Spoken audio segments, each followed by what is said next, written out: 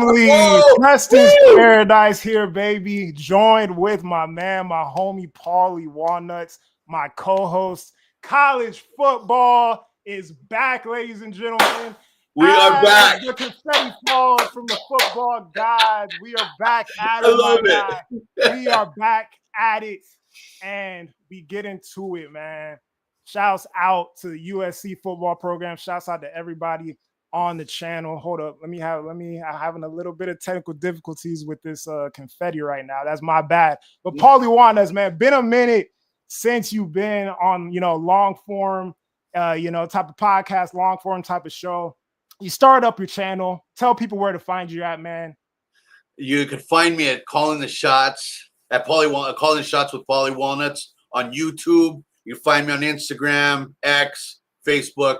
But it's an absolute pleasure to be here with you, Preston. This has been a long time coming. We talk all the time, and then we came up with the idea of doing this show together. And I got to tell you, this is something I've always wanted to do since I was a little boy, man. And to be able to have a platform and talk about the thing I love most, and that's sports, and especially the USC Trojans and college football, man. So it feels really great to be here, Preston, this morning.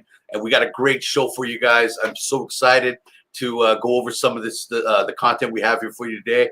And so let's do it, Preston. I'm ready. Yeah, man, definitely. I'm going to get into a lot of fun stuff today. You guys know where to find me, Preston's Paradise, man, on YouTube. Been talking about this team a lot. But, Paulie, man, you in particularly haven't really been, able to speak in long form about this team, about the USC Trojans. We're going to attack the USC Trojans first. Unfortunately, do not have a game today, man. But just want to, ask you, man, how you're feeling about the team, how you feel about the offseason. Are you optimistic going into this season? What are your concerns, man? The floor is yours to go after it. Let's get it. Well, the one thing about it is that obviously I'm excited just like everyone else is. I mean, this is great to finally feel that excitement for Trojan football again. The one thing that I can honestly say is that you could see, I've always believed in Riley from the beginning. You got to trust, my thing was trust the process and continue to believe in what they're doing and what they're trying to build. But the key behind this is Jen Cohen, to be honest with you. Mm-hmm. She's the one that runs this show, and without her, we would not be where we're at now. So her and Riley and this whole team has been built, and now you can see this whole thing being built right before our eyes, and it's amazing. The one thing is this 2025 class that we have coming in. There's amazing guys like Gus Cordova is one of my favorites. I know he came in a little late, and it's going to be a while probably before you see him on the big stage there, but there's a lot of guys like Alex Graham, Tristan Castro, these big time players there. For some reason, the 2025 class, it reminds me of 2002 when the Trojans, man, were starting to turn that corner and become that big time program. And that's where we're at right now. It's the foundation. And when we got this #1 recruiting class coming in 2026, that's the one thing that we're all excited about. And for some reason, everybody doubted us. Everybody said these kids were going to stick around and they were going to start just jumping ship, and next thing you know, we look and they're still all committed. So let's go ahead and cross it. It's only March. I know, but it's only April. It's only August. Yeah, but the one thing is that you look at it. I look for balance when I look for at a solid football program, and we're starting to get that balance. The one thing is obviously we have questions about the running game. We want to know, who's going to be that guy to step up. Is it going to be, Eli? Is it going to be Wayman? And we just don't know yet. And fight on, Tim. Fight on, Gabe. Anyway, so those are the guys that we're looking at is that consistency in the backfield. The offensive line, obviously, people still have some questions about that.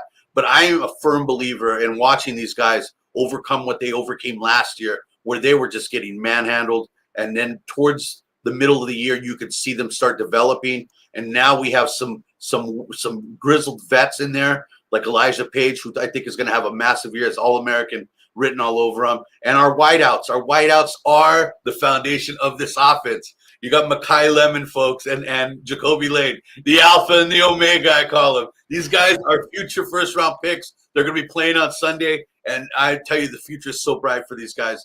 And don't be surprised if you watch Mekhi this year on special teams as well, excel and probably bring a couple back. That's how talented he is. I've never seen a player that is able to just have those moves, sort of like a Warwick Dunn type of guy, like a Michael Vick with those moves. He's so smooth with that. And Jacoby's just completely unstoppable. Some of the softest hands I've seen in years, probably since I mean, maybe Keyshawn or Randy Moss or something. Those big mitts, man. He's able just to grab those balls out of the air.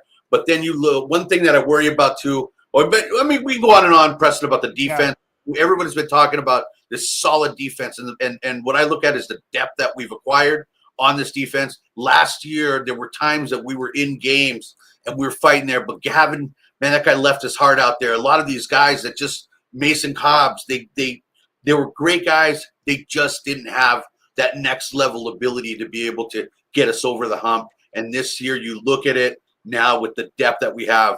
I mean, honestly, and the strength and conditioning coach that we brought on board as well, I'm really anxious to see the benefits of having those mentors coaching these young guys. But the one thing is that I worry about too, I'm not going to lie, I worry about our red zone offense. I want to see if maybe we can start hitting those tight ends and getting our tight ends involved. I want to be able to our special teams as well. I mean, who's going to be that guy? I don't want to be missing field goals this year. I want to make sure we're perfect in all areas, and that's when it comes to balance. And that's the whole thing, is to be able to be balanced and be able to excel in times where we need to, like in the fourth quarters.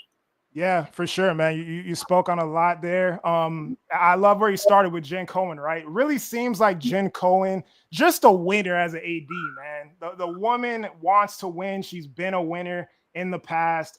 Just seems like she's really reinvigorated, not just the football program, but every program at USC. Extremely involved, right there while everything's going down. Love what she's doing. Also, respectfully, Mrs. Jen Cohen looked to be in excellent shape, man. I think she's getting on runs, going up, running miles in the morning, man. She's strong. She's ready to go. Great AD. She's doing a great job. Got to speak on personally my guy, Chad Bowden, man.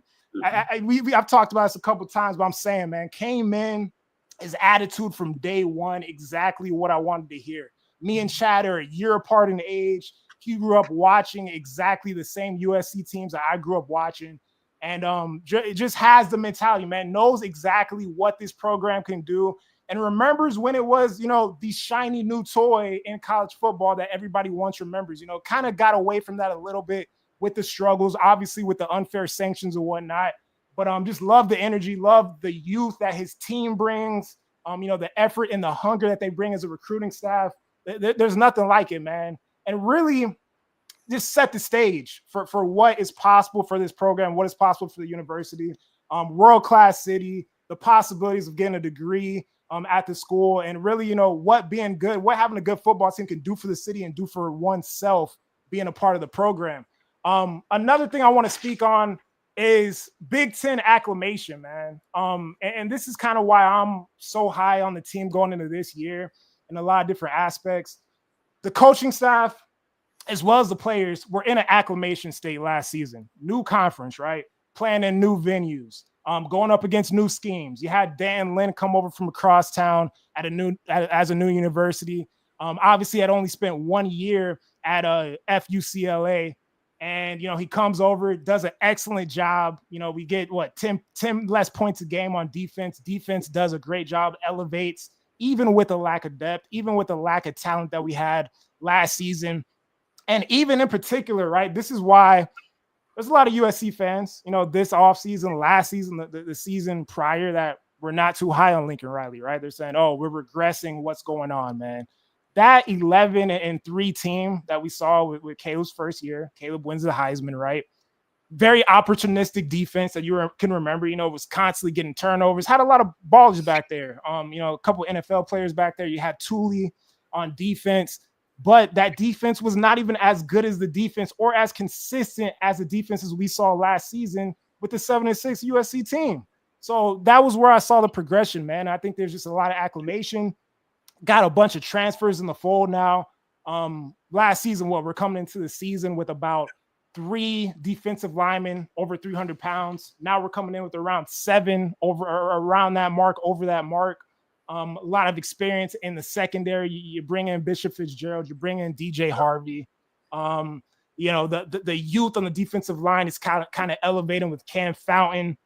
I'm big on Braylon Shelby, man. I think I've seen him improve last season. I think he's going to take another jump this season. Obviously, you got Eric Gentry that was able to kind of find another gear last year. Unfortunately, was able to stay healthy. I think he stays healthy this year and is a big impact player for us. Desmond Stevens comes in as a freshman and balls out, flashes, kind of a guy that we get late in the recruiting cycle, but comes in and does an excellent job recruiting the wide receiver core, top big time wide receiver core. Two receivers now. USCJ in the chat. What's good, bro? Two receivers in here right here. When you talk about McKylum, when you talk about Jacoby Lane, that encompass every skill that one could really want in a receiver, bro. You got a 6'4" cat with huge hands that could go up like Randy Moss, catch circus balls. He'll dance on you. He's got swag. And then you got a consistent Steve Smith-like character that can, get bubble screens, return kicks, solid, consistent outside, consistent inside. Could put him in the slot, move him all around like a little chess piece in Mekhi Lemon. I think he's going to have an excellent year. And, even, some young guys you talked about going in this season, about 6-7, months ago about you being very high on Alex Graham, right? Yes. You have that video on your channel right now talking about why you saw the maturity, you saw the level that he was playing at the high school level. And now coaches come out, Belt comes out, Lynn comes out. Lynn compares him to Kamari Ramsey, who might be the best player on this entire roster. And, says he could be really a leader of this defense in the future. And then you got a wild card now. Okay, let me speak on something. I don't know if you're aware of this. I noticed something yesterday at Salute to Troy. Jakeem Stewart was in a boot on his right ankle. Now, I don't know how serious that is. I don't know if we got a lot of big time celebrities in the chat. I don't know if they have any inside information on that. I'm not going to panic because we have a lot of depth, right? And like I said, we talked the other day. I said Jakeem is the icing on the cake, man. I'm very excited to see what he could do. So that is unfortunate. Hopefully it's not too serious, but I did see him in a boot yesterday. But very excited, about the running game. Eli Sanders, Waymo Jordan, B-Jack the Bruiser. Harry Dalton. You got Harry Dalton that eventually will be in the mix as well. One thing, Preston, I want to chime in on is everybody, man, this guy's had the hardest time coming up through this Trojan program, and that's Jaden Mayava. And one thing we talk about it in length, that we are a firm believer in this guy. Everybody had their doubts here and there, but honestly, you look at the way I judge players like Alex Graham is the way they interview and the way they conduct themselves behind the mic. And it's basically from the neck up, man. They show that intelligence. And one thing Jaden lacked last year, he was just so shy, so reserved. But now I see him in his interviews, and he's so confident. And the guy's able to just talk with this confidence and know it's like he has this command of the program. I can honestly see him throwing for 30 touchdowns this year. And I you think about it, if you have some big wins on the road against some of these teams we're playing, the sky's the limit for this young kid and for this offense. Completely. You got guys like Walker Lyons that we have yet to mention, this tight end room, and which is loaded as well. And one thing that shows how serious these players are about this program is Kamari Ramsey. For him to decide to give up that NFL money and to come back and give it another shot, what does that tell you right there, man? That's him and Gentry both are the heartbeat of that defense, and I can't wait to see what they got, man. Yeah, no doubt, man. No doubt. When you talk about like Mayava, one thing I liked about Mayava, even when he came into the season last year, right? I was a big Miller Moss guy. Respect to Miller Moss. Never forget that LSU game. Never forget the type of situations that he was in last year and kind of just figured it out. Offensive line was a struggle at times last year, and like I kind of feel bad for him at times, right? But Mayava comes in, and that Nebraska game. Throws a pick. I think did he throw 2 picks in that game? I think he threw 2 picks in that game. Two picks in that game. A fumble as well, right? I believe. And he kind of hung his head a little bit. But after that, as a quarterback, man, you got to lead the troops, man. Even if you throw a pick, you got to keep your head up. Mm-hmm. And that's like the fight that Mayava showed, through the end of the season, even into that Texas A&M game. He had his head up, fought, effing, man. I threw a pick. Let's move on. Let's get to the next point. And I kind of saw glimpses of that last season. So very excited about what we're going to see this upcoming season and just his mentality, his attitude on game days and his ability to bounce back, man. Because he's been through it, man. He's been through a little, quasi mini quarterback controversy type of situation. And then he had a situation in the bowl game where it was looked like a terrible, probably one of the worst games of the kid's career, bounces back and has a little bit of that clutch gene, bro. Has a little bit of that. Do I dare say he has a little Brady in there, buddy? You know what I'm saying? Like, has some in him, bro. And that's why I hedge my bets on Jaden, bro. There's something there that I kind of just feel is a little special. It's a little magical. We call my album magic, right? Yeah, I'm with you on that, Preston. I'm with you. And then, the thing is, he finally gets that 1 year off season under his belt. The guy went from, like I said, tossing beer cans to his uncles on the beach, grilling meat and having barbecues to just, go into the UNLV program and really not just working on pure raw athletic ability, not knowing what he's doing, comes in, to us and really, like I said, it was just a lot of athletic, just raw, just talent that he had.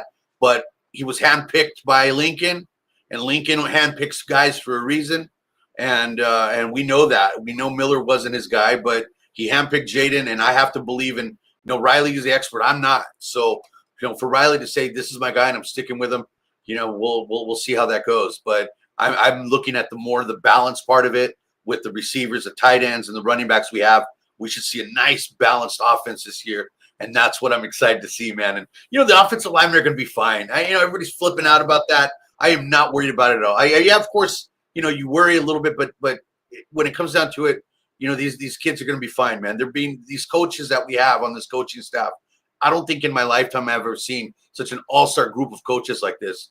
And I mean, from everything from Rob Ryan, man, I got to see that guy up close when my brother covered the Raiders. I don't know how many times I've said this, but to see him coach and in person and the way these players will just die for this guy and Coach Henny and I mean Belk and Simmons never gets any love. No one ever gives him any love at all. People love Simmons, man. You hear Booby Feaster, all these kids that recruit Corey Sims. Like I said the other day, I'm like, people love Coach Simmons, man. Jacoby, all these. He has great relationship with these wide receivers and puts guys in the NFL too, Preston. Exactly. That's why, though. Exactly. That's why the relationship piece and the development piece. It seems like Coach Simmons is doing a great job. But as far as go ahead. Oh no, sorry, Preston. But the last thing I wanted to say, was for me to consider this program finally at a point where I'm saying, okay, we're back. Is obviously we need to win. Second of all, we need to be able to have like these programs like the Alabamas and the Georgias where they lose these all-star coaches and then they're able just to replace them and plug them in with a guy that's just as effective. And it's really, you don't lose a step. And that's what I want. Right now, we're kind of, oh my God, what if we lose this guy or what if we lose this guy? What are we going to do? So that I've yet to see how we're going to transition with that. But what's going to happen. We got hot prospects like Belk and, Danton is going to people going to want to come after him as well. So we'll see what happens, man. Yeah. In regards to what I will say is, in regards to the offensive line, is if the line is what I think it's going to be, I'm not really worried. I think, the camaraderie, the ability to fight together, a lot of these guys coming out of that 2023 class, kind of dealing with adversity overall, right? Whether it was injuries, whether it was, Elijah Page being put on scout team, I don't know if you remember that situation where I think it was his freshman year being put on scout team. Henson put him on scout team. Hey, figure it out, man. You're not doing, you're not performing. You're not practicing the way you need to be practicing. And, going through that, fighting through that. Then, going into the season as a starter last year, kind of figuring things out and going up and down. And same thing with Alani Noah. And, if Micah Benuelos is in the fold, if Tobias Raymond as well, just developing his body and turn into the monster that he is now, possibly looking at, starting at the left guard spot. And then Justin Taunu, a whole nother thing, I love that guy. Unbelievable athlete, stepped in there, at the tackle position, the bowl game looked like it's going to be a future Pro Bowl or something like that. Just a monster at the position. So, man, very excited. And Jen we trust. This is facts, Tim. Yes, you got that right. No, let me ask you guys this. Would it be too much to ask for us Trojan fans to see that one person that runs out of the tunnel, game day? Would it be okay to see Jen run out with the team? Or would you rather see maybe Chad run out with the team? I don't know. Maybe the guys could help us out with that. That's an interesting concept. I'd like to see Jen run out with that team. She's the one she's a big part of this, the main, and I'd love to see that, to be honest with you. That is a very interesting concept. Have you ever seen an AD run out with the team or like renewed? No, I don't think I have. No. Yeah. Hey man, I'd be for it. I wouldn't care. Jen Coleman, I would buy her a Birkin bag right now if I could, bro. Like, let's get it going. Like, hey Jen, you can pick anything you want, man. My girl will be mad at me. All right, so we're gonna continue a little bit with the SC stuff. We're gonna get into impact players, right? Yeah. And this is my list when we talk about impact players, man. On the offensive side, I would love to see Jaden Maava be, the offensive MVP. I think he's going to have a great season. I think we're going to see an even bigger jump this season from Makai Lemon, man. Obviously was out a little bit with the injuries with that terrible play that I saw live at the Michigan game, that illegal block, man, that took him out and kind of dealt with some nicks and knacks. But when he got in the return game was a difference maker, bro. It was night and day. Night and day on that front. Super consistent as a receiver. And I think he's going to elevate his game even more. I have him scoring the most touchdowns. I made a video on this, scoring the most touchdowns on this roster this upcoming season. So super excited to see for what we're going to see from Lemon, as well as Lemonade in general, man. I think Jacoby's going to have a great year as well. Defensive MVP, I got Eric Gentry. Eric Gentry, knock on my wall. I'm not even going to say nothing else, man. He's going to be a baller for us this year. He is going to be DCs are going to be trying to figure it out, bro. Because there's really nothing you could do with him, bro. Even if he's backed up in the middle of the field, he could bat down a ball because he's got a 7-foot wingspan. He could chase people down. He's got nice speed. He can make tackles like a problem, man. How many times have we seen this dude make plays, whether it's, ASU, whether it's Cal, that LSU game, gave us a chance to win that Michigan game. Just one of the most unbelievable and unique football players I've ever seen. Kind of reminds me of like a throwback, right? I was watching the Dallas Cowboys documentary last night, and they were talking about Charles Haley and stuff like that, and just his size and his length. And like, I know they're not similar players, but just somebody that makes a difference, man. You just got to be out there. He's going to make a big difference. Like in some type of way, he's going to figure out a way to make it happen. Cam Fountain, I got as my most improved. One of probably the guy I was most excited about in the 2024 class. Came out of Georgia, came on campus looking like a Pro Bowler, a defensive end prototype, 6'6", 250 pounds. He's about 265 pounds right now at the DN spot, rocking that number 1. So he's looking very nice out there. He's going to be looking really good on Saturdays, and just had great discipline, bro. Kind of seems like he was light years ahead of himself. That coupled with, I think Coach Henney got him there. Coach Nua got him there. And we were able to see a lot of nice glimpses from him when he was able to get that PT last season. But I think he elevates even more this season and probably leads this team in sacks. And then a sleeper, man. A lot of people people on my channel, they have grilled me and cooked me on the stove and sauteed my ass about these Braylon Shelby takes. But I don't know what to tell you, man. When you look at all the games, include the bowl game, Braylon Shelby was tied with the most sacks on the team with Easton Mascarenas Arnold. Made big plays against Michigan. Made a hell of a play against Notre Dame, getting off that block and making that tackle on that running back. Made big plays against LSU. He's got NFL DNA. His brother's an NFL player. I love Braylon Shelby. He's got great size, great athleticism as well. And man, these are my guys that I'm most excited about. These are my picks for offensive MVP, defensive MVP, sleeper, and most improved. Now, Paulie, let's get into your picks. Let's get in it. But you know what? Going back to your Eric Gentry pick. Yeah. A lot of people, they don't realize how similar he is to Cam Chancellor, who played for the Seattle Seahawks. The versatility, the height, the speed, all of it. Grant Chancellor probably was a little bit more powerful, but at the same time, Gentry has that deceptive power, man, that strength where guys have a really tough time with him, But anyway, here we go, man. My Impact Trojans. Yeah. Obviously, Mr. Jaden Maava. I've grown to love this young man. And Mr. Mayava looks like he's going to have a breakout season this year, just because these guys are so competitive, and I mean, even myself, I mean, just all of us, we have that competitive fire in us. But for him to look at these rankings when it comes to the quarterbacks, I know he has to feel disrespected, and I know he's motivated by that as well. He wants to do well for his teammates. I see the way that, just on social media, him hanging out with the guys now, and why the way he walked out with those cornrows and his confidence doing his interviews. I was like, yeah, we go. That's my guy. He's just if he can cut down these mistakes, which I know he probably will, he has a better understanding of what Riley wants and what Riley expects out of him. And so I look for him to, honestly, you never know. You never know. I know we'll get into it in a later segment, but obviously I think very highly of this young man. And I look for him, like I said, he has all the potential in the world. Could probably throw for 30 touchdowns against some of these defenses that we're playing this year. And we'll get into Jaden a little later, but my defensive MVP is Mr. Kamari Ramsey.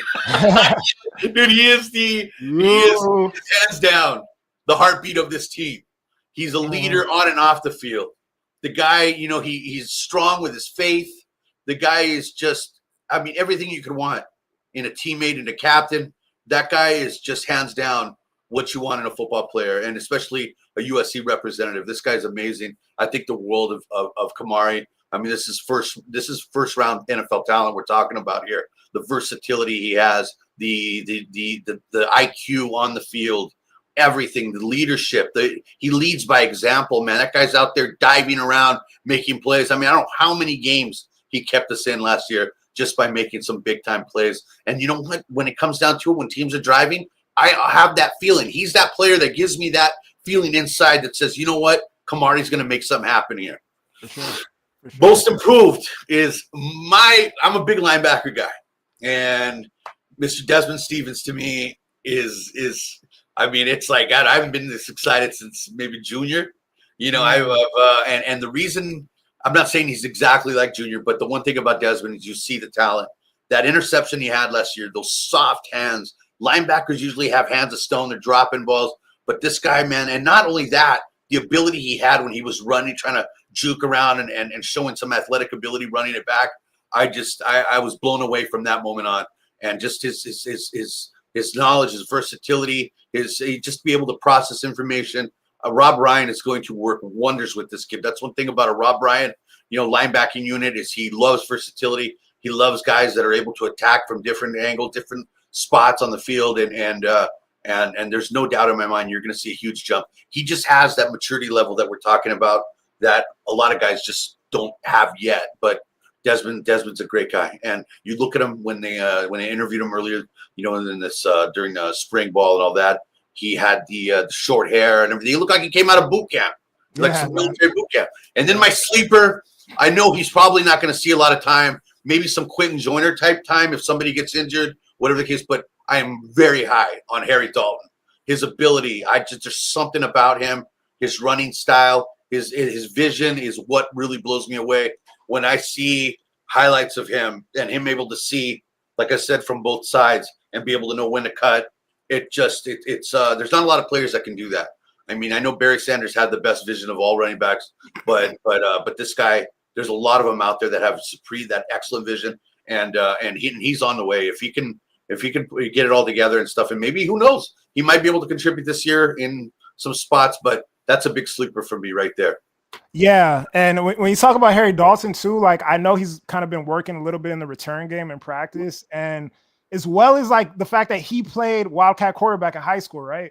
So yes, how Lincoln likes to mess around with the trickery a little bit. I think if we see some trickery, maybe some late game trickery, maybe some trickery that needs to happen in a close game to kind of throw somebody off this year, I think we might possibly see a glimpse of Dalton in some trickery that Lincoln wants to do, just because, he has that versatility playing Wildcat quarterback and doing a lot of various things in high school. And to be honest, there is a few different cats on this team that played quarterback in high school. A lot of these younger players were all over the field in this, freshman class. So, yeah, man, I love it.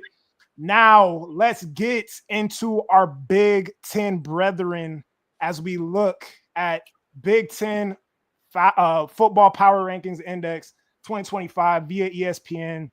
And we're going to methodically kind of go through these things, man, from 1 to 18. And, let's see how funny it is as we go, right? But we got Ohio State, obviously, coming off the national championship. Still, Ryan Day and them boys still can't get off that Michigan bug, though. They still can't figure that one out, which is really unbelievable. Michigan fans will constantly bring that up. But, big game against Texas week 1. Obviously, have two of the top players in the country. We talk about safety, Caleb Downs, Jeremiah Smith, that wide receiver, possibly one of the greatest freshman years we've ever seen in the history of football. People from all ages and, all around the country understand that. Really a talent at the wide receiver position. And they're bringing in a California kid as a freshman quarterback named Julian Sayin as the starting quarterback. Week 1 against Texas. The kid was, 5 for 12 last year, 84 yards and a touchdown. They're going to be good on defense. They got a big, solid offensive line. They got wideouts. Hartline does a great job with the wideouts. Laurinaitis does a great job with the linebackers. They got a nice team over there in Columbus. I'm not gonna lie. You feel me? I hear it from my girl's family all the time, bro, because they're from there.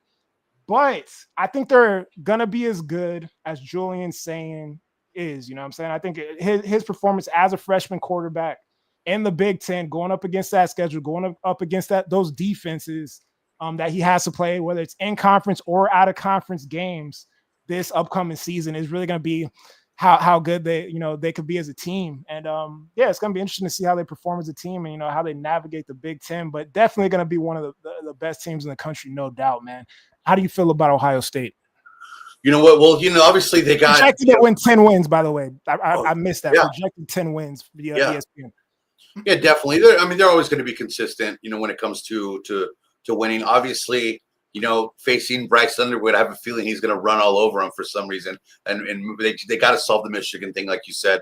And as far as Julian Sayin goes, the guy's about 6'1". The one concern that I know people have about him is his body really doesn't. The frame isn't the type of frame where he can put on weight. So they're a little concerned about that. But the guy does have have some talent. But you know what? Is it the type of talent that's going to come in and be like a Matt Barkley or somebody that's going to come in and really just command that offense from day one? I don't know. I've watched some tape on him, and the guy is really good, but who knows? We'll see. The Big Ten's a whole nother monster, man. So we'll see how he does that. But James Peoples, that guy, he was a third running back last year. That was a running back group that those two guys are playing in the NFL right now. So he's definitely looking to have a breakout year. But, and like you said, Caleb Downs, to me, the transfer from Alabama, had a solid year. I think that guy's going to be all right. But something about Ryan Day, I don't know. I think he didn't win until Chip got there. I'm not going to say he's not a good coach, but for some reason, I feel he gets outcoached sometimes in some of these bigger games. But we'll see about them, man. I don't know. And what team we're going to jump on next year? Yeah, man. And next we going to head to Penn State, a team that we were beating at halftime. Last year, USC in the Coliseum. Oh God! Projected, lost the game. By 3 points in OT. Dare I say, man, Tyler Warren. We made him a first-round pick. Dare I say, Tyler Warren? Right, projected 10 wins. Coming into this season via ESPN. Number 1 team in the conference, in my personal opinion, right now. And I'm not gonna lie, man. Drew Aller made me eat crow last year. I remember doing my Penn State preview like it was yesterday. I was like, oh, Drew Aller, he just started playing. He got good at quarterback when he was in his last year of high school. He ain't real. Hey, he developed, and I'm big on Drew Aller this year, man. I think the way that Orange Bowl ended, the way that season ended, how he kind of that pass he threw and stuff like that, like, he's going to try to avenge that. And really, why I'm so high on this team is I think USC could honestly have the best rushing attack in America. But when it comes to Penn State, if we're number 1, I would put them number 2 with Katron Allen and my guy Singleton, man. Like this running back room is no joke, man. Top 2 running back room in the country. They pick up Pena, the wide receiver from Syracuse. I think this is, maybe the year James Franklin kind of figures it out. Kind of, is able to get very close to the big one, if not get the big one. And yeah, they're consistent. They got some good linebackers, some good talent. The outside talent is something that I think that's kind of like their weaker point. Obviously, Kyron Hudson came over. You remember Kyron Hudson, one of the greatest catches I've ever seen in my life against LSU last year. He is now on that team in their wide receiver core, but really like their running back room. And yeah, that's really all I have to say about Penn State. I think they're going to be a pretty solid team this year. And yeah, I think they're going to be all right. Yeah. So one thing about Penn State is, Zariah Fisher to be the defensive end.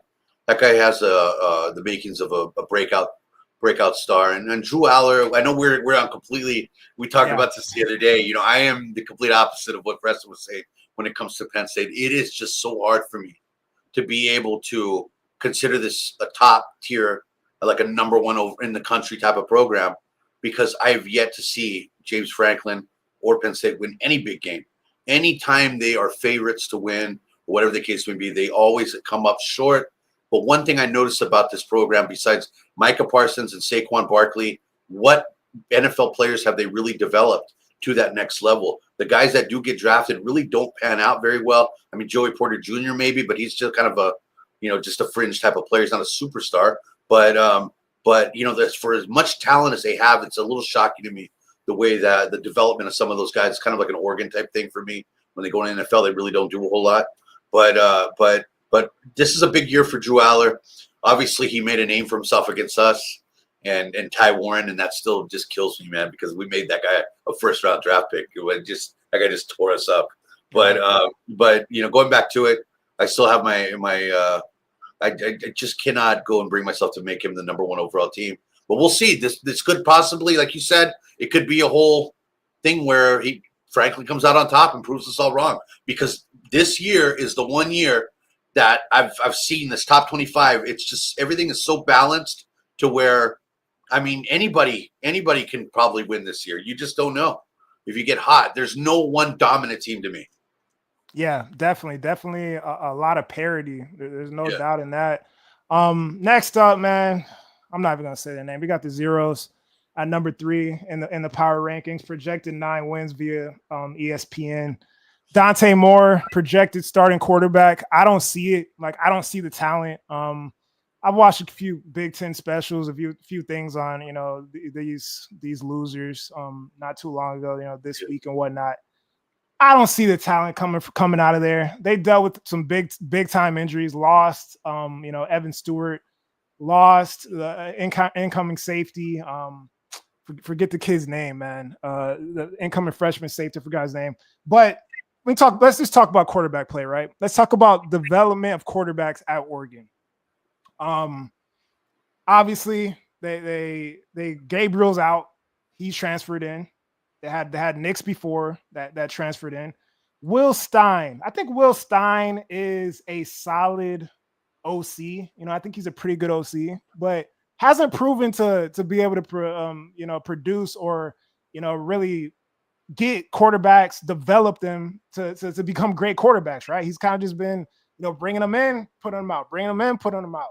So they're gonna have to show me how good Dante Moore is, or the other kid Voldesad or whatever it is. 3 out of their 5 old linemen are transfers. I know one of their transfers. I'm not even gonna bring his name up. He's not even worth mentioning. He's dead to me. They got a pretty good solid D line. Mateo is a real one. I can't lie. Mateo is a real one. Had 10 sacks last year. They got another little bear cub on their defensive line. I don't think it's going to be very good. I think he's a little overrated. And but they do have some younger defensive linemen that I like. But that's really all I gotta say about them. I don't even want to talk about them anymore, man. How you feel about to answer Kristen's comment here when he's talking about Penn State, what I mean is under James Franklin.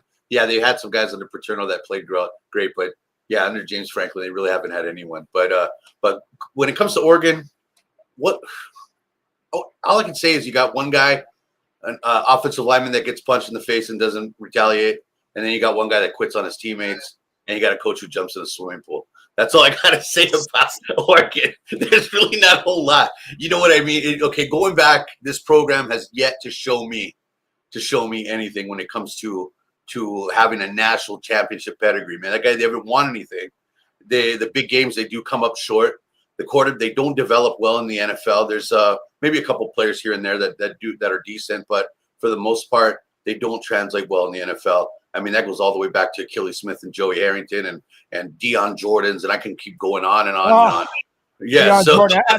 As a Dolphins fan, Deion Jordan. I really be wondering, bro, is Deion Jordan just like in a Publix or a Target somewhere across America? Yeah, he was at Trader Joe's the other day. No, it was Trader Joe's. The number 3 pick for my Miami Dolphins, the biggest bust. One of the biggest busts in the history of the NFL, and particularly for the Miami Dolphins, man. Disgusting. Deion Jordan.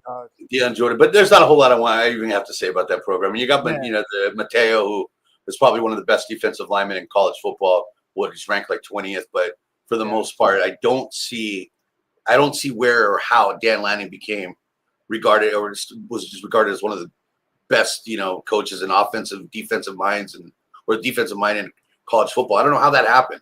I know he was a great assistant, but as a head coach, I've seen him come up short quite a bit. Yeah. So, all right, and number 4, we got our Trojans. We kind of just talked about SC. Everybody, we rocking with SC over here. Projected at 8.7 wins, so basically around 9 wins. I got us winning 10 wins. We're not really going to go into SC because we just spoke for about 20 minutes about SC. So we're going to go ahead and skip to Michigan. Michigan projected at the same amount of wins as us. I think I'm higher than most on Michigan. I think there's a few people that are pretty high on Michigan, man. Really like Haynes coming over from Alabama at the running back. Dude is a dog. They're gonna have a good defense. They got good pass rushers. They're gonna have a good offensive line. It's gonna come down to Bryce Underwood, right? How good is Bryce Underwood? That defensive scheme is gonna be a sucker, man. Wink Martindale does an excellent job.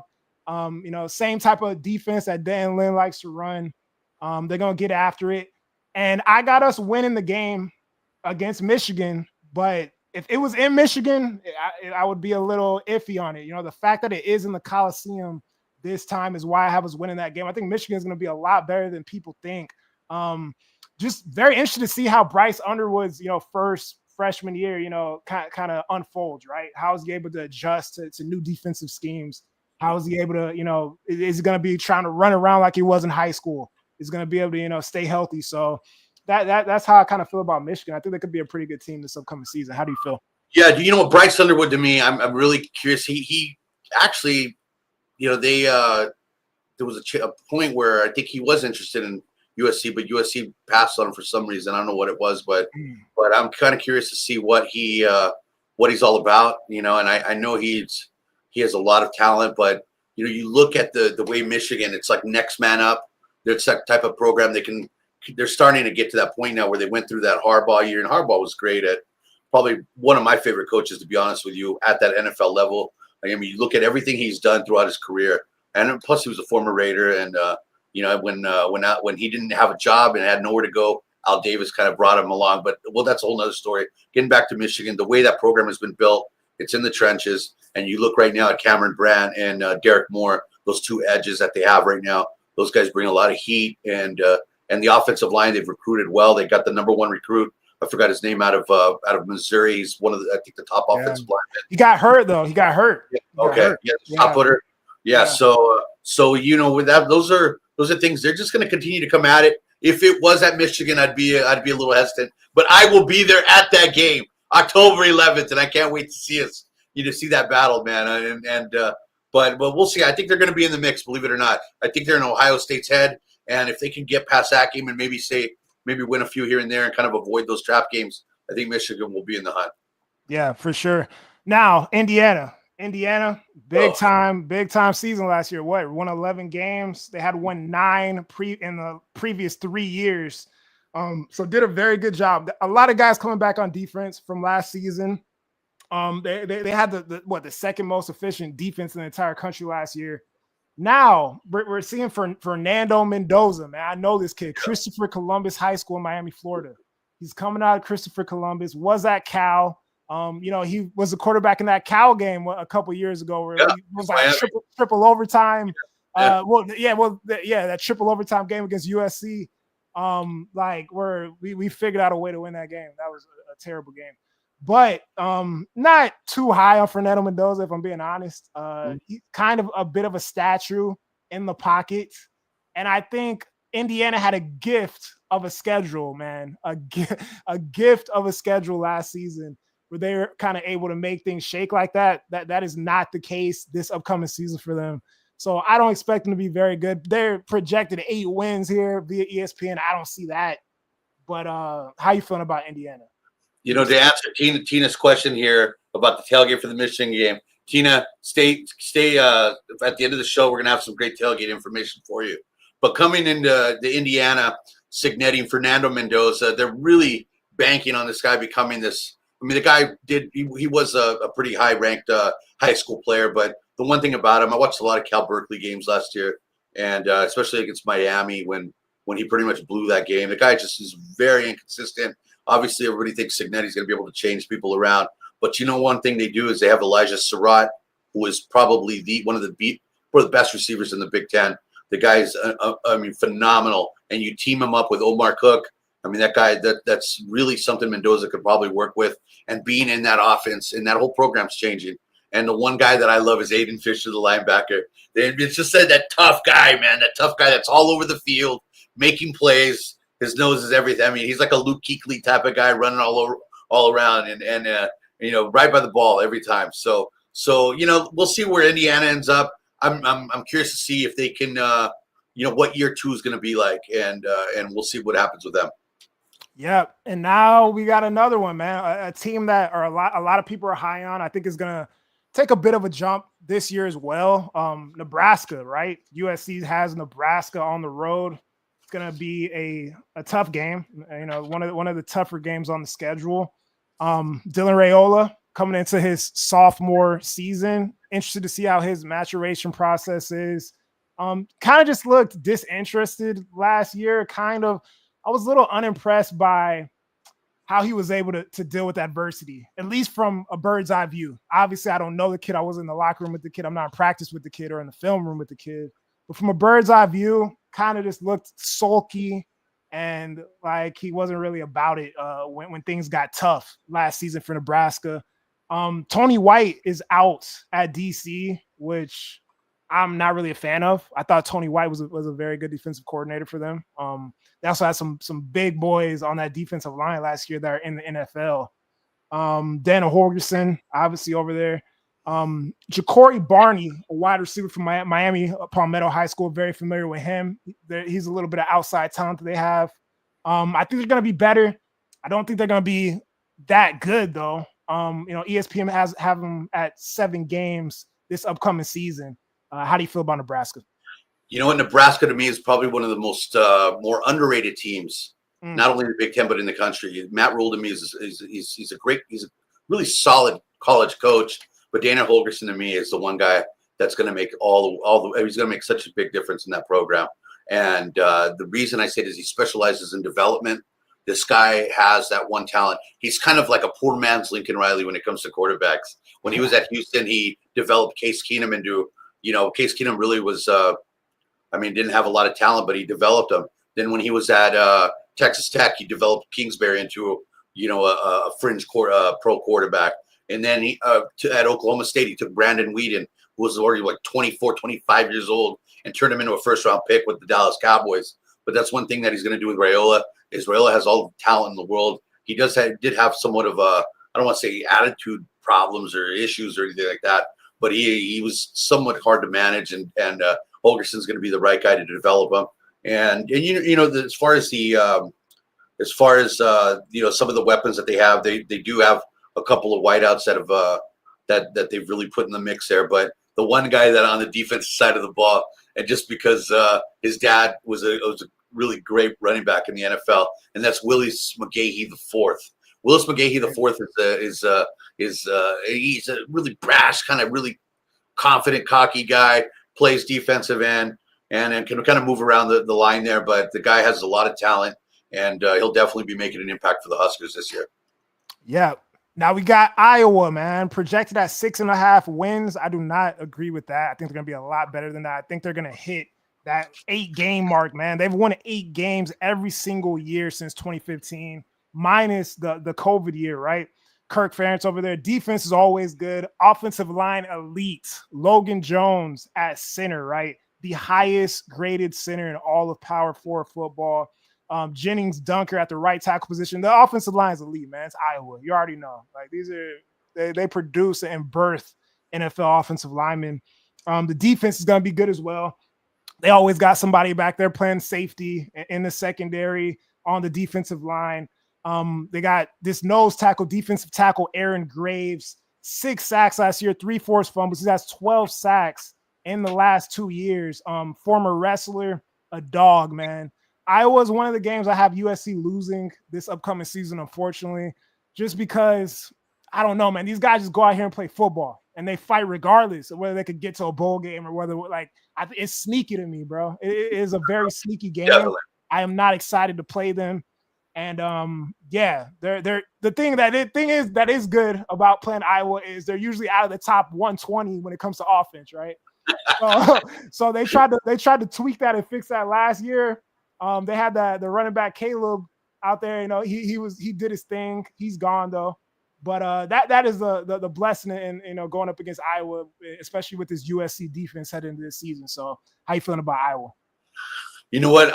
Iowa, Addison Ostriniega. He's the tight end, 6'5", 250. Another Ty Warren that I worry about. This guy can do a little bit of everything.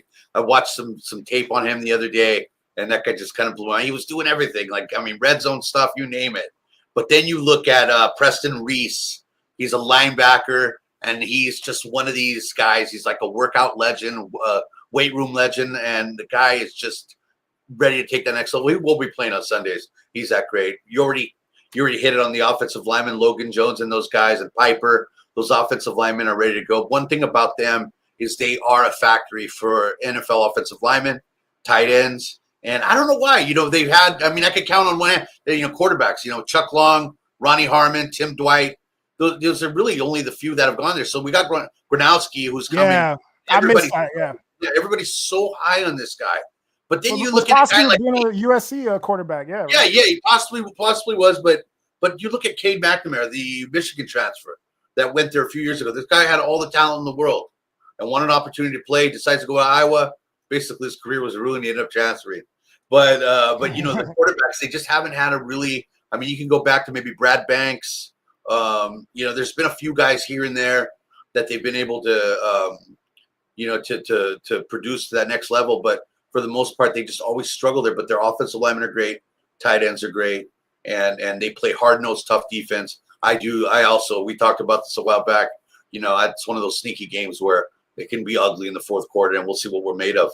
That's a game that's going to really show me a lot about what this season's all about with the USC Trojans when we play them. Yeah. Now we got Washington, man. Projected 7 wins. Young quarterback in Demon Williams. Pretty high on this kid. Athletic, can kind of do it all, man. Just really got to see how good he could be. Very talented. Balled out against Louisville in the bowl game. Kind of pulled a Miller Moss. They didn't throw that many touchdowns, but balled out in the bowl game. Looked very good. Jonah Coleman, who came over from AZ, is a bowling ball at the running back position, man. I've always loved that kid, even when he was in Arizona. Coleman is no joke. Saw it live. I was at that game last year where USC played him. That was a terrible experience, man. Pissed off that we lost that game. Denzel Boston at wide receiver is a nice wide receiver, as well as Rashid Williams. Improving the offensive line.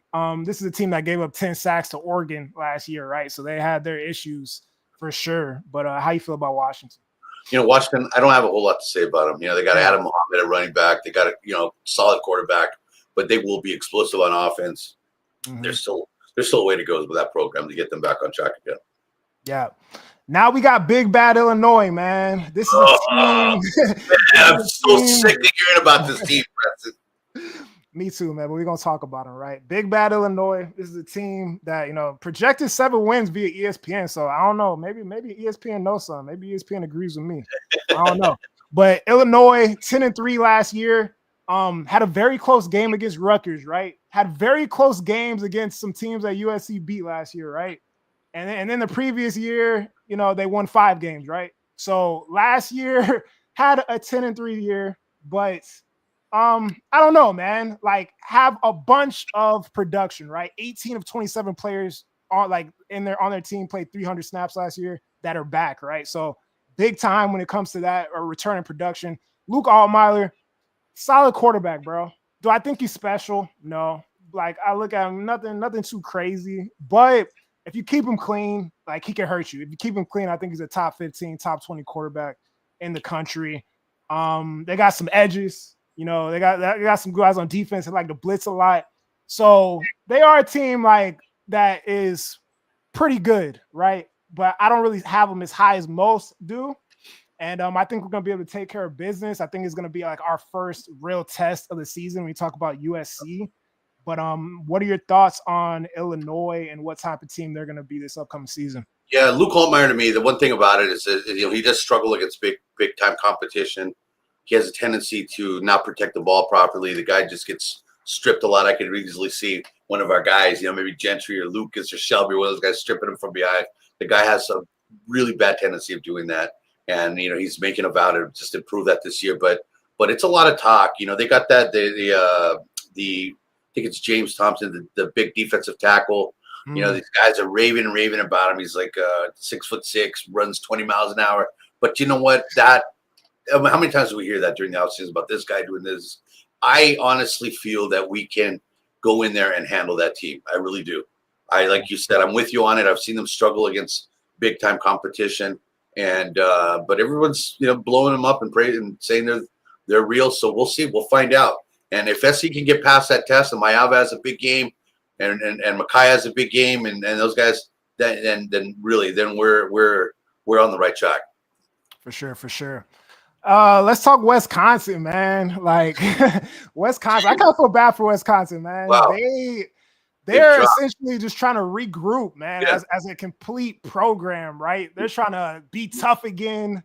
Like, they're trying to modernize, you know, their run game. No more air raid. They're kind of done messing with the air raid. They're trying to go outside zone. They got Jeff Grimes in there as an OC, trying to modernize everything as far as the running game. They're really just trying to rebuild the culture, man, trying to be more physical and whatnot. Taka, you should have stayed. And yeah, they're projected to win 5 games this upcoming season. I think they're going to be very bad. And yeah, man, shouts out my dude, Luke Fickell, man. Yeah, Luke Fickell definitely has his work cut out for him this year. He's what Billy Edwards at quarterback. And the one thing about the Wisconsin, they always prided themselves on their offensive linemen and running backs. And they were a factory for a while there, putting out those O linemen and running backs. I mean, gosh, my God, it just never ended. But, you know, you got Dylan Jones now. The guy, you know, obviously isn't a top-tier running back, but we'll see if they can get it. This is a really must-win season for Luke Fickell, so we'll see how that ends up. Yeah, now we're heading on to Rutgers, man. We on the back bottom of this big team. Rutgers projected 6 wins. Greg Schiano out here. A lot of respect for Greg Schiano, honestly. Greg Schiano's a good ball coach, in my personal opinion. Obviously, they lose Monungai at running back. He was a nice one. One thing I do like about Rutgers, they got some really big time transfers, lower level transfers, man. Eric O'Neal, 13 sacks last year at James Madison. Bradley Weaver, 8.5 sacks, coming over from Ohio. And as far as everything else, man, the quarterback, I forgot, he has this long name. Yeah, I got it. I got you on that one. I'm trying to remember from last year, Kalamanakis. I didn't look at my notes. Ethan Kalamanakis loves to turn the ball over. We've seen that unfold. Loves to turn the ball over. I don't think he's really that. But they got some really nice young wide receivers, right? This is a fact, man. Ethan Strong, 22 contested catches last season. 6'3", big physical kid, and I think that's about as positive I could get when you talk about Rutgers. Yeah, you know, Anastasios Kalikmanis, the Greek rifle. Him and his brother Dino, man, they made the transfer from Minnesota over to Rutgers. And you know, one thing about them is they got the enthusiasm, they got the fire, and the Greek community absolutely loves these guys. Opa! They love these guys, man. They are all about it. So maybe they're going to turn things around at Rutgers. I know Schiano, it's one of those programs you're going to get some tough guys out there. They do produce a couple pros here and there. Actually, one of them is playing for the Chicago Bears right now, the running back, and he's actually doing really well. So that's one thing about him. It's a tough, hard-nosed program, and I'm all about the Greek Rifle. I love the kid. Great name. For sure. Now you got Minnesota, man. I feel like punching my wall. Projected 7 wins. They've won 4 straight bowl games, 8-5 last year. I don't really got nothing to say really about Minnesota, bro. Yeah. I think they're projected to start this freshman, Drake Lindsay. I think they're gonna be a middle of the road team this season. I think their defense is gonna be pretty solid though. They also lost their DC. Their DC is now at Miami. The name slips my mind, but yeah, the DC went to Miami. They had one of the top DC defenses last year, which is kind of crazy, right? Wasn't expecting that going into last season. 17 interceptions last season as a team as well. So I think the defense is going to be nice. It's going to be solid. But as far as on the offensive side of the ball and like weapons and whatnot, I don't think we have anything to really worry about when you talk about Minnesota. That's really all I got to say about that. You know what? They got a guy by the name of Coy Parrish, a safety, who USC recruited really, really hard. Riley, all of them, they were all about Coy. And the only thing Coy did was intercept a pass against us last year. And after that, I was done with him. I'm like, dude, I'm over you. I don't want nothing to do with you or this program. That was disgusting to me. And that's all I gotta say. And Lindsay, obviously the guy has a lot of work. That program still, like I said, they're gonna surprise you here and there. But yeah, Coy Parrish is probably their only NFL prospect they have right now. But he's a solid safety. Probably, I think he made as a freshman, he made all Big Ten or something like that. So that's all I got to say about that program. All right, man. So now you know what we're doing. FUCLA projected 5 wins. Yeah. Nico is the best part about their entire roster at this point. The best part about their entire program at this point. Defense was solid, but lost Jake Toya, lost Oladeo, lost my linebacker, the homie that went to the Browns. The name is slipping me right now, but big time linebacker prospect was drafted very high in the draft. The defense is going to be extremely sus, but I think their offense is going to be able to, have some effectiveness at times, but they're not going to be a good team, bro. It is a bare cupboard over at UCLA right now. Like, I don't see it. I think that game this year for USC is going to be a celebration for the Trojans. Yeah, I am Nico. I have nothing else to say really at all. I mean, that's the one thing about it. It's hard for me to even talk about this team.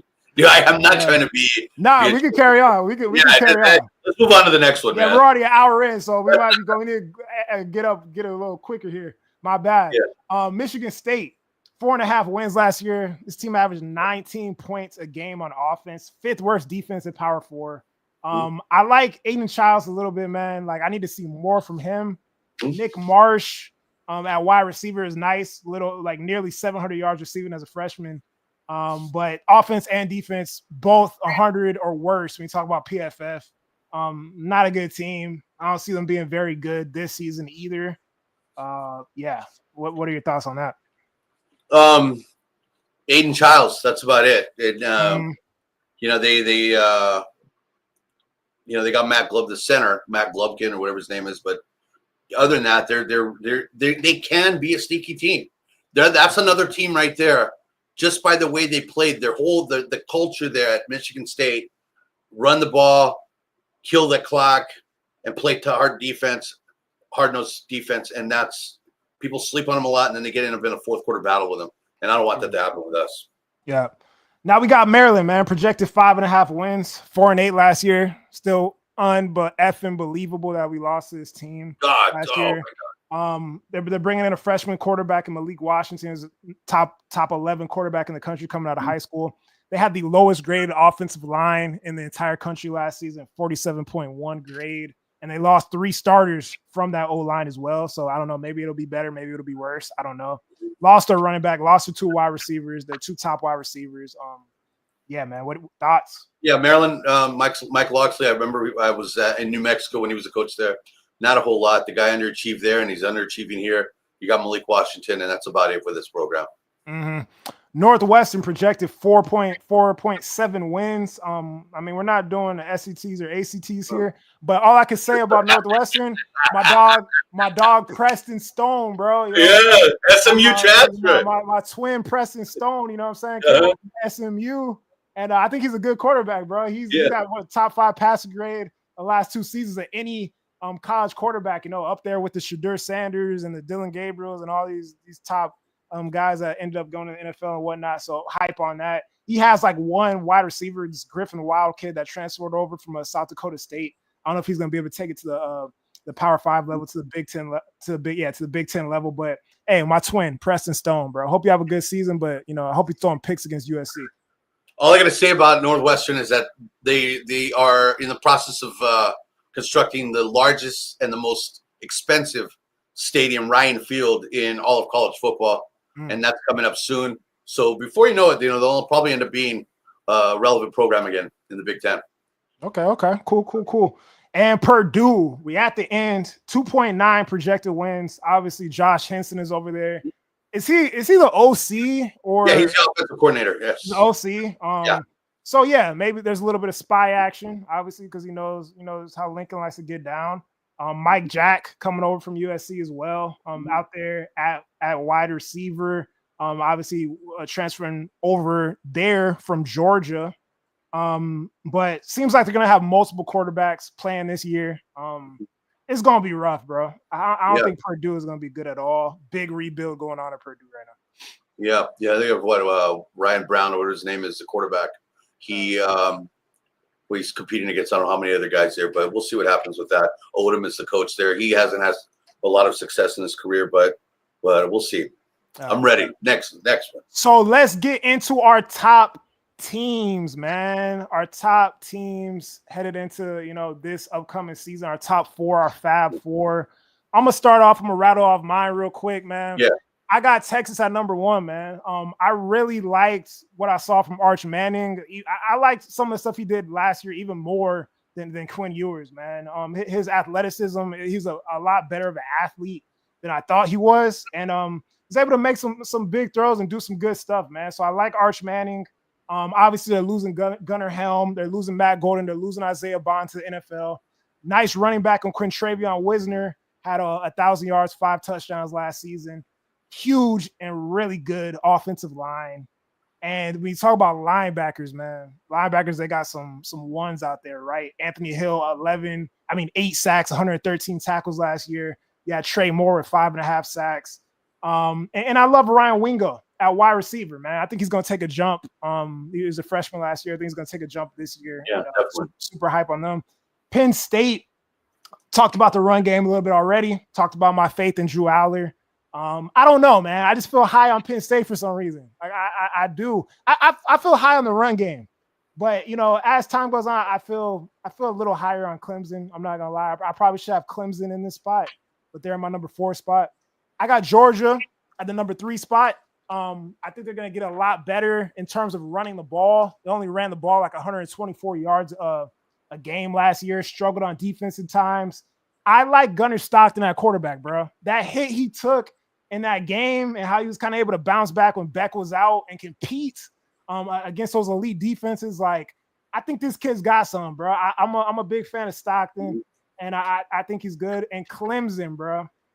Ted Public is solid. I really enjoyed his ACC title performance last year. Kind of woke me up a bit. I gave him a lot of credit for that game. They got 80% of their team back. Number 1 return in production in the entire country. Definitely my pick to win the ACC. But their defensive line, boy, no joke. Might be the best defensive line in the country. It probably is. Peter Woods, TJ Parker had 11 sacks last year. Big edge. Like Clemson got monsters on that D line, bro. So that's my top 4 right now. You know what? Let me rattle through these really quickly. The reason I picked Clemson is because they've developed such, like you just hit it right on the head. They have tons of talent on that team. And on top of that, they play in the ACC, which is probably one of the worst conferences in college football. So, I mean, they got some decent teams on there, but for the most part, they're going to run right through that schedule and they'll be at the top. Georgia, I picked Georgia just because, it's Georgia. What can I say? I'm really not high on these a lot of these top fours because I feel at the end of the season this is going to be completely different. To be honest with you, and then you look at Texas. For me, it's hard to put Texas at the number 1 spot when you're an underdog in game 1. I don't understand how that happens. And then Ohio State's Ohio State. You know, we'll see what this quarterback is made out of, and if Ryan Day can win without Chip Kelly. All right, man. Now let's talk Heisman, baby. Let's go. Let's talk Heisman. Woo. Let's talk Heisman, man. And I'm gonna take so much heat for mine. You're gonna take heat. You're gonna take heat, and I'm on a USC channel, bro. All right. So get out your cameras, get out your screen recorders, do whatever you gotta do, bro. This is not easy for me to do.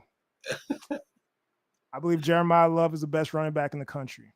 Oh, 17 touchdowns last year, 6.9 yards per carry, 163 yards. I believe all he has to do is stay healthy, bro. Reminds me of Darren McFadden, 6 foot 215, looks to be more like 6'3", hurdled over multiple cats throughout the game, bro. Just a beautiful runner, bro, an elite athlete. It pains me to say it, but I gotta be true, bro. Some shit is just undeniable, bro. I'm sorry, dog. Yeah. Like, that unbelievable run against Penn State, right? That kick return against Indiana. Those look like Heisman moments. I'm very high on Jeremiah Love. I hope he has a terrible game against USC. I hope we fuck. Oh, I'm sorry. Let me not. Sorry. And yeah, bro, that's my first guy. Jeremiah Smith, 15 touchdowns, 1,300 yards last season, 17 yards per catch. I believe this kid's already NFL ready, bro. Would have been the top pick in the NFL draft last season if possible, right? I think they got to work something out like that. Kid was born ready, bro. Looks like LeBron did at 16 playing against NBA players. Like, it was extremely developed before the season even got underway. Jeremiah Smith is big time. I just don't know how he can really top his freshman year. That's the question. That's what I don't see. Like, how can he really top that, right?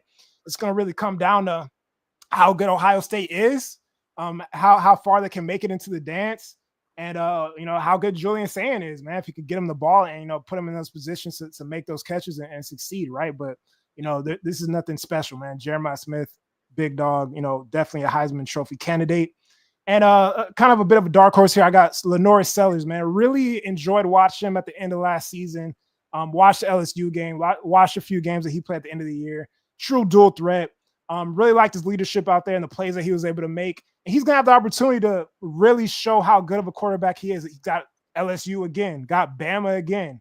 Got a lot of big time SEC games to play, big time games on the road.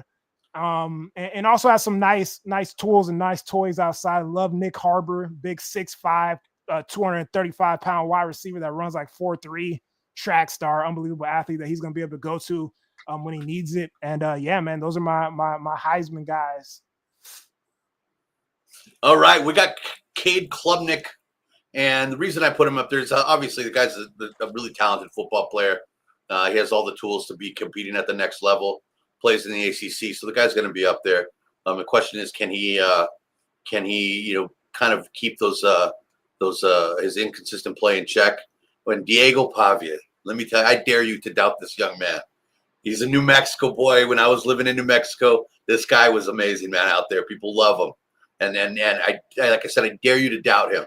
This guy, if he pulls off some victories like he did last year when he's shocking people, and let's say they go on a little run, because in his mind, they could beat any team in the country. And he just has that ability to, and what a really, really great leader does is Pavia is able to bring these guys to that next level. Players that are 2-star guys, whatever, he can elevate them just by his motivation and his leadership. And then we got Jaden Mayava, who I'm just saying, I know people are going to give me a hard time about it, but let's hear me out here. The guy ends up winning in Illinois. Let's say we go into Illinois, he has a great game there. Go on the road to Nebraska, beats Nebraska, has a great game. It's possible 30 touchdowns are easily in the mix if you keep the turnovers down. I'm telling you right now, you'll see him sitting there at Radio City Music Hall. Yes, Mark, sir. Hey, man, I hope you're right. Now we gotta see my album with delay in Radio Music Hall. Just chilling, man. Just chilling. Jaden Mayava. I want to see it. There you go. I want to see it. Next up, man, we got coaches on the hot seat, bro. Coaches on the hot seat. I'm going to handle my 3 on the left. Then I'm going to hand it over to my guy, Paulie, on the right. First off, starting with Mario Cristobal, man, going into year 4. Last season from Miami was kind of like our first season with they had Cam Ward. It was kind of like our first Caleb season, right? Where they had probably the best quarterback in the country, but didn't get it done. Ended up losing to Syracuse, ended up losing to Georgia Tech. You feel me? Games that they probably should have won. I'm down here in Miami. People are they're looking at the clock like, yo, if it's not this year, Mario, like what's going on? And Mario is a Miami legend, man. Went to Miami and he is on the clock, man. 10 years, $80 million. People are tired. People are tired of paying $120 to park their cars at Hard Rock Stadium. And his seat is sizzling, man. Now, Billy Napier, 7-year contract, $51.8 million. Got to see improvement year 3, man. Fans calling up UF, yo, get this cat out of here, brother. They were trying to get him out of there last year. DJ Lagway is low-key your savior, Billy. DJ Lagway was low-key. DJ Lagway was low-key Billy Napier's savior last year, and he's his savior this year. And it depends how Florida is able to make this thing shake this upcoming season, man, because they are not happy with Billy Napier, but they figured out a way to kind of generate a little bit of hope last season. And I'm going to end it here with my guy, Lincoln Riley, man. And I'm going to say, and this is what I'm going to say about Lincoln Riley, right? And I don't like, all right, I'm looking at this 2 ways, right? Me as a fan, me as Preston, I saw progression last season from Lincoln Riley and USC because I saw a team that fought and competed in every single game. That is not what I saw the year prior, and that is not what I saw a year prior to that. I saw a team that fought every single game. I saw an improved defense. I also saw a guy in Lincoln Riley that sat back in the offseason, in the previous offseason, said, yo, I got to figure this out. Yo, the Grinch that stole USC's championship seasons. I know you're my homie, but you got to get out of here, bro, because if I don't get you out of here, they're going to get me out of here. Like, and I got this nice house, and I like living in LA, man. I want to fix this stuff, man. So there's a lot of USC fans that still feel like he's sizzling. To be honest, if we don't get 9 wins, I think he is sizzling, but I think we will get 9 wins. So, but he is on the hot seat by a lot of people in our fan base. And yeah, man, that's all I gotta say about that. All right, well, I'm jumping to Luke Fickell, who is in a situation similar to what Lincoln Riley is in. He came into a program that was in pretty much shambles and ends up going one way and realizes this isn't the way and ends up having to change midway through. Maybe needs a little bit more time, but that seat is definitely roast. It's toasting right now. This guy has a lot of pressure on him. If he doesn't start winning soon in today's world of college football, they'll probably see the door right away. And then we got Kalen DeBoer, and people are wondering, why the guy just no. You know what? It's Alabama. If you lose 3 games this year, you're gone. I don't care who you are. They'll bring in Coach DeBoer. Let's get Coach DeBoer out of here. That guy won't even be safe. They'll have to move somewhere else, man, if he gets 3 losses. And Norvell, it's only a matter of time. And I've said this all along. Look for Deion Sanders to take over this program eventually. I've always been a firm believer in that. The guy will definitely come in. This is what's been in the works. Who knows how long? And I don't care what anybody says. I firmly believe that. And Brent Venables, he is what he is. The guy's pretty much out the door. I never believed in this guy from the beginning. And I can tell you right now, they have one of the most brutal schedules in college football. Just take a look at it. You're going to be blown away. I don't know how they expect this guy to win. Mateer can't do everything, so we'll see how it goes. Okay, man. That's the hot seat convo. Let's have some fun here, man. Yes. About mascots. Okay, all right. We're gonna talk about mascots, and man, I'm gonna talk about my top mascots, man. So I'm gonna go from C tier to A tier, man. Starting in the C tier, I got the Fighting Maryland Terrapin, man. And you don't have many turtles out here, bro. You don't have many fighting turtles, man. He's just kind of a little awkward little guy. He's kind of cute. I kind of like him. And yeah, man, that's where I'm starting off. Then I got the Duke Blue Devil. And this is kind of this is my mascot. This is my guy, man. I'm a big, Duke basketball fan. This is a basketball mascot, Duke Blue Devil. You can't go wrong with him. Sebastian from the University of Miami is, the first in my C tier. They tweaked Sebastian, bro. He used to look a lot cooler. If he looked like he used to look, he would probably be in the B tier. But they kind of made him like try to look mean. They gave him some Schnellenberger eyebrows, like the old Miami coach from back in the day. I don't really know why they did that, but with the cigar. Whatever, yeah, Sebastian is kind of cool. He used to look a lot cooler back in the day. We got the UAB Blazers mascot, who was like a dragon, which is dope, bro, because you don't got many dragons, right? Like it's unique and I like it, bro. It's pretty fire. Like they used to send me letters back in the day. And I used to do research. So I used to see, they actually have a dragon as a mascot. It's not something you see very often. So like that. The Badger from Wisconsin, Big Ten brethren here. He's just so funny, bro. He's got the long body and the big head. It just kind of moves awkwardly. And yeah, this is a funny little character that we got here with the Wisconsin mascot, man. Probably the most positive thing they're going to be seeing in their program this season, unfortunately, is their mascot. We got Sparky, man, who I used to see a lot. I used to be out there and be at Arizona State University. Man, I used to be in Tempe every day doing all types of nonsense. Sparky is a great mascot. Then we got the Duck, man. Duck from University of Zero, bro. I'll be honest, this is the best thing about their entire university and the best thing about their football program, right? So put the Duck out here. He's cute. He's kind of funny. He could be a little disrespectful at times, but he is also very tasty, with the side of, scallion pancakes or whatnot, with a little bit of duck sauce on the side, bro. We got Billy, the Hawaiian mascot. It's hard to be a good mascot as just a human being. And I like this because he is actually like a Hawaiian warrior. And he does the dance, does the tribal dance, does, the cultural stuff over there at the University of Hawaii. So super dope. I got him in my B tier. Been high on the horned frog or the horned lizard for a while at TCU, man. I just thought he was like a interesting, dope looking little guy. So I got him second in my B tier. Number one, I got the Buckeye. In the B tier, Brutus. Brutus is just a funny guy. Also, the uniqueness of him being a nut. It's just a funny looking cat right here, man. So Brutus is my number one in the B tier. Then at the end of my A tier, I got Albert the Alligator. I used to, love those 4 teams back in the day with the felons and the murderers on the squad. And they always had a really cool mascot, bro. Albert was a really cool mascot. So it's great to be a Florida Gator, you know what I'm saying? So I got Albert here. I got Big Red, man. And funny, bro. He looks like kind of like a cousin of Grimace, like the McDonald's character.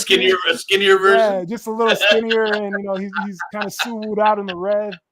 So I got WKU Big Red here. I got Uga, man, from the University of Georgia, the real life Bulldog. I myself am a Bulldog father. I wish I could bring my little guy on camera right now, but he's downstairs because he's kind of crazy. So I got love for the Bulldog. Traveler, the horse with Tommy Trojan at my number 3. USC, how we rock, man. Just the majestic, nature of it all.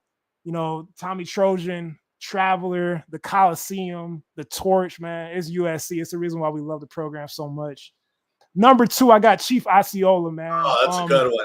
Another one that's just like, as a real human being and a living creature, you feel like you're watching like a Seminole Indian really do his thing, man. I've seen this live. I was at the butt whooping that Georgia put on FSU not too long ago. So I saw this live. He lights it with the fire, with the spear and the turf and everything. It's dope, man. It's a fun time. And then at number 1, I got the Stanford tree, man. And this is close to my heart. My father coached Stanford basketball for 9 years, man. So I constantly grew up around this tree, saw him dancing, saw him doing this thing. It's tacky, it's awkward, but it is unique, definitely, man. And they be hanging and putting stuff on them. And yeah, man, shouts out to the Stanford Cardinal on that one for the mascot definitely. to the Stanford tree. Can't go Paulie, wrong we're going to get to your mascots right Oh, let's now. go. Let's do it. I'm going to go right through these. Yeah. My C tier mascots, man. Okay, we got the Rambling Wreck over here, the car. And the reason is the only people that can appreciate it are those geeks, mathematics and engineering geeks at Georgia Tech when that thing drives out on the field. And then we got the Sun Devil guy, Sparky, whatever his name is. I like this guy. But this one here, especially me, is Pay Dirt Pete. And he's the Texas El Paso mascot. And if we're going to show him now, and the reason I like Pay Dirt Pete, he reminds me of my uncle. And my uncle happens to live in El Paso. Look at the resemblance there, guys. Isn't hilarious, that something? Hilarious. Shouts out to Unc, man. Shouts out to Unc. I got nothing but love for you. And it's so bad. So anyway, we got Western Kentucky, Big Red. We got Bill the Goat from Navy, who I you got to love that. Army, Navy, hands down, a must-watch every year. Okay, we got Ramses, the UNC mascot, which Preston is not a big fan of. We got Otto the Orange, Syracuse Orange. I mean, that thing is so cute. It's like it's just so neat, just that little orange. And then, obviously, you got this big Longhorn Bevo, or what's his name, Bevo. Yeah, he's he doesn't do a whole lot, just kind of stands there. But Bucky the Badger, Sparty, man, you can't go wrong with Sparty. That guy's an iconic college mascot. And then the Mountaineer, you cannot go wrong with that guy, man. They got the beard, everything. The guy just fits the role. And then you got Buzz, the Georgia Tech mascot, and you got the Demon Deacon, who comes out on his Harley out in the football field. Great guy, man. Wake Forest football. Then you got Traveler. Okay, and he's in my A tier, one of my A tier mascots. And the only thing different I wish we can do is I wish we could have like a more imposing character riding the horse, like a Leonidas type of guy. Instead, we got these small little guys like Willie Shoemaker, these jockeys, man. They're like really tiny little guys. I want like a big muscular guy riding that horse, intimidating the opposition. Then we got Ralphie the Buffalo. This guy, man, I love it when sometimes he gets a little out of control and he'll start knocking those guys over. And then we got Billy the Warrior from Hawaii, man. I've actually seen this guy, and he's something else. He's really intimidating presence up close. And you got Nitro from Central Florida. I think it's really cool, the whole design. And then they actually got an actual person wearing the armor on a horse, which is cool. And you got Schooner. This one right here, ever since I was a kid and I was watching football games on ABC, and I'd love to see this wagon come out. And sometimes the thing would flip over, which was crazy. But this is hands down my favorite mascot in the entire country. And it's Kenny the Keg from Dartmouth University. So it's crazy. So Kenny the Keg basically is just put together. It's a beer keg.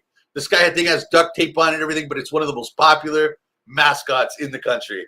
And I cannot believe it. Dartmouth chose that as their mascot. They had their original mascot taken from them, so they all banded together, the entire university, and they came up with Kenny the Keg.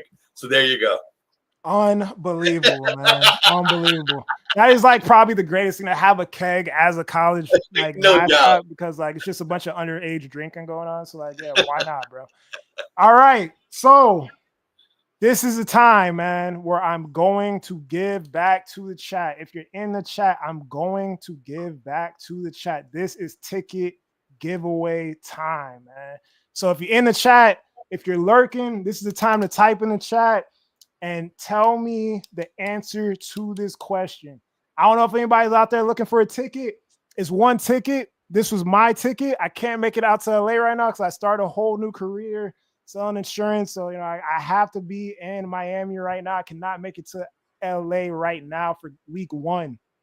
So the question is, man, I don't know if you guys are subbed to me, but if you are subbed to me, you should know the answer to this question. If you know who I am, you should know the answer to this question.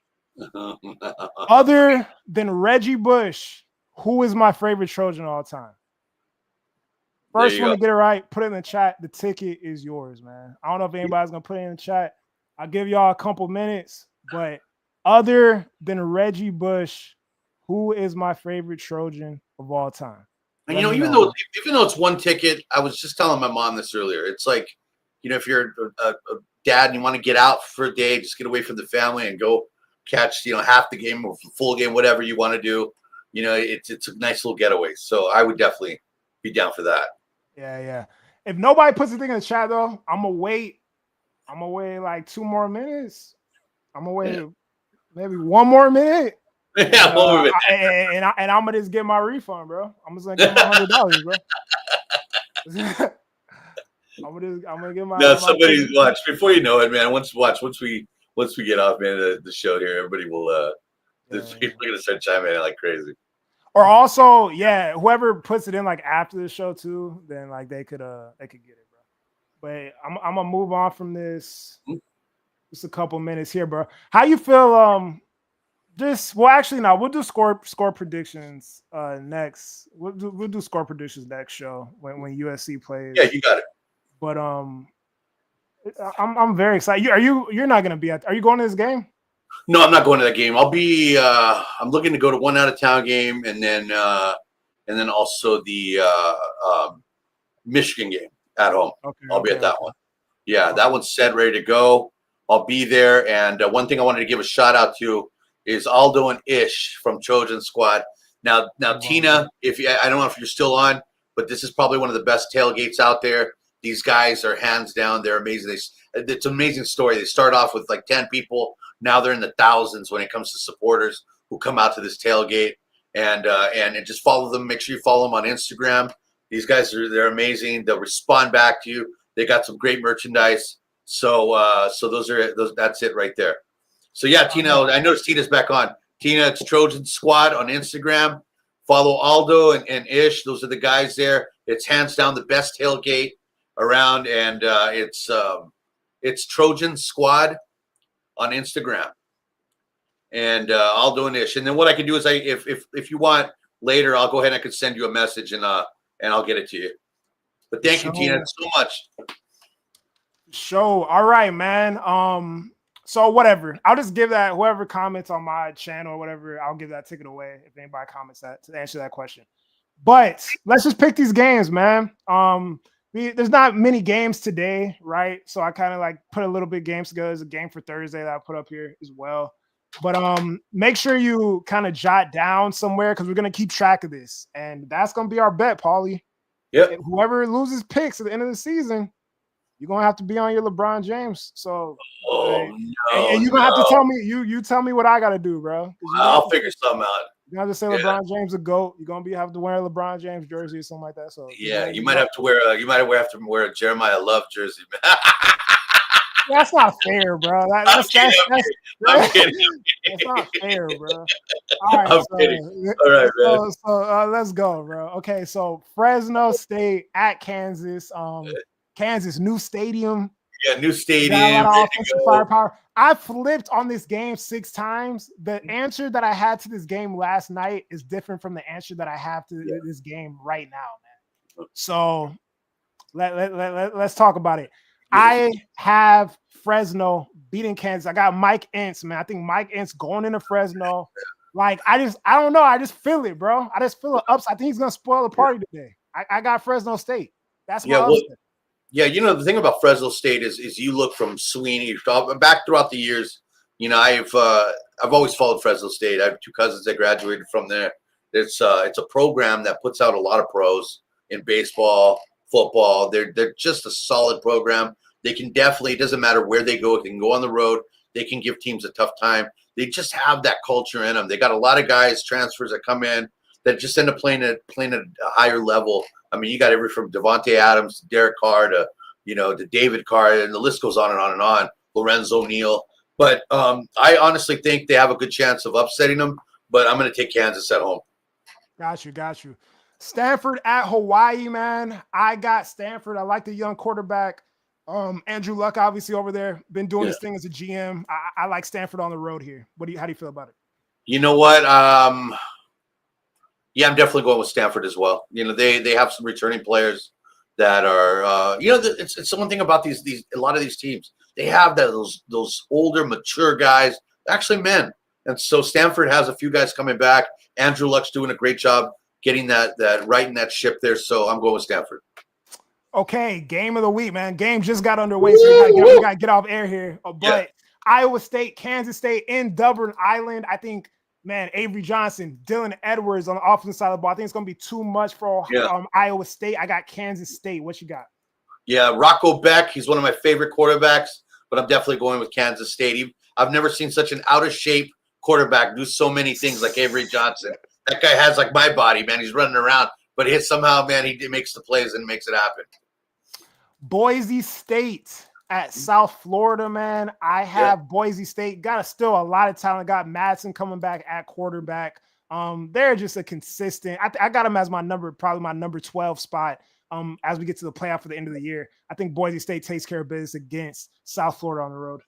I think South Florida, they play well at home. I think that's my upset of the week right there. Okay. Nice. South Florida. Nice. Nebraska. This is a little later in the week. Nebraska at Cincinnati, man. This is one that I made a tweet about this week. I was like, hey, this could be hairy. This could be iffy. But as I sit back, I look at the Cincinnati offense, man. I don't like it. I got Nebraska taking care of business on the road. Yeah, definitely. I think just the talent. They're not the same Cincinnati team. If you really break them down, there's not one. There's not a Sauce Gardner. There's not any guy like that on that team right now. So I'm definitely going Nebraska. Yep. And lastly, we have Miami of Ohio at Wisconsin. Man. I mean, two iffy teams. I saw Miami of Ohio give University of Miami a little bit of a bit of a game early last season, but I got Wisconsin. I think they're gonna be able to handle business. Miami of Ohio isn't that scary, but I got Wisconsin here. Believe it or not, week 1, I'm gonna go with another upset. I think Miami of Ohio is gonna catch them off guard. I think there's so many holes in Wisconsin's game, even though they're playing at home. I just think there's a chance for any team to go in there and upset them. Okay, man. And hey, that's it, guys. That is the show. Woo! I appreciate everybody that came through, man. We're gonna be doing this show. Let me go back to the front. We're gonna be doing this show all season long, each week of the college football season, man. This was just the first week 0, so things will get better. I'll get more smooth with the transitions and whatnot. And games just got underway, so we're gonna get out of here. If you're new to the show, first episode, you guys already know. Follow me at Preston's Paradise on YouTube. Fight on Preston on Twitter. We're gonna eventually. I had an issue with Twitter today, so I wasn't able to even put the stream out on Twitter. Probably get a lot more people in here next time. Go follow Paulie Walnuts at Calling the Shots on YouTube. You can follow me on Instagram at Paulie Walnuts 4242. Follow me on X as well, and I'm also on Facebook. So definitely show some love and hit subscribe, guys. Yeah, like the stream. If you guys enjoyed the show, hit subscribe. Appreciate you guys, and fight on. We out of here. Fight on.